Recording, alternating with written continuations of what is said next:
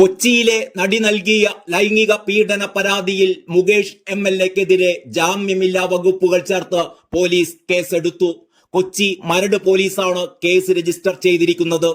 ഇതോടെ CPM-ന് ഇനിയും മുകേഷിനെ സംരക്ഷിക്കാനാവുമോ എന്നാണ് ചോദ്യമുയരുന്നത്. മുകേഷ് MLA സ്ഥാനം രാജിവെക്കണമെന്ന ആവശ്യം ഉയരുന്നതിനിടെയാണ് ജാമ്യമില്ലാ വകുപ്പുകൾ ചേർത്ത് കേസെടുത്തിരിക്കുന്നത്.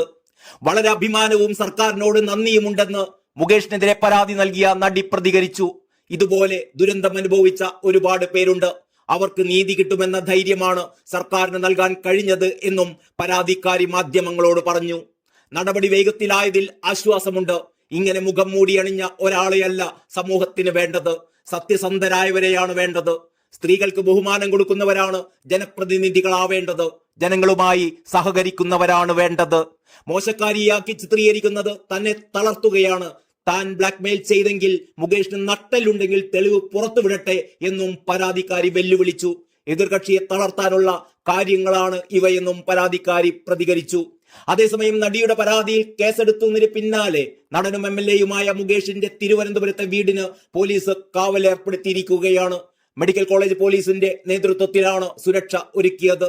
2 വാഹനങ്ങളിലാണ് പോലീസ് സ്ഥലത്തെത്തിയിരിക്കുന്നത്. വീടിന് മുന്നിൽ മുകേഷിന്റെ വാഹനമുണ്ടെങ്കിലും MLA വീട്ടിലുണ്ടോ എന്നത് വ്യക്തമല്ല.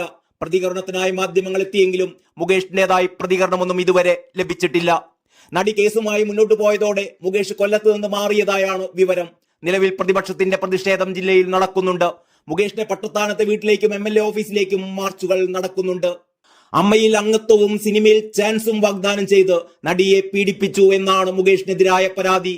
IPC 376(1) ബലാത്സംഗം, IPC 354 സ്ത്രീത്വത്തെ അപമാനിക്കണമെന്ന ഉദ്ദേശത്തോടെയുള്ള ബലപ്രയോഗം, IPC 452 അതിക്രമിച്ചു കടക്കൽ, IPC 509 സ്ത്രീത്വത്തെ അപമാനിക്കുന്ന അംഗവിക്ഷേപം, വാക്കുകൾ തുടങ്ങിയ വകുപ്പുകളാണ് മുകേഷിനെതിരെ ചുമത്തിയിട്ടുള്ളത്. മുകേഷിന് പുറമെ ജയസൂര്യ, മണിയൻ പിള്ള രാജു, ഇടവേള ബാബു എന്നിവർക്കെതിരെയും 2 പ്രൊഡക്ഷൻ കൺട്രോളർമാർക്കെതിരെയും ലോയേഴ്സ് കോൺഗ്രസ് നേതാവ് ചന്ദ്രശേഖരനെതിരെയും പോലീസ് കേസെടുത്തിട്ടുണ്ട്. ഇതിൽ ജയസൂര്യക്കെതിരെ തിരുവനന്തപുരം കണ്ടോൺമെന്റ് പോലീസാണ് കേസ് രജിസ്റ്റർ ചെയ്തിരിക്കുന്നത്. മുകേഷ് MLA, ഇടവേള ബാബു, മണിയൻ പിള്ള രാജു, കോൺഗ്രസ് നേതാവ് advocate VS Chandrasekharan, casting director Vichu, production controller Noble എന്നിവർക്കെതിരെ കൊച്ചിയിലുമാണ് കേസ് രജിസ്റ്റർ ചെയ്തിരിക്കുന്നത് എന്നതാണ് വിവരം. News desk Kalakaumudi.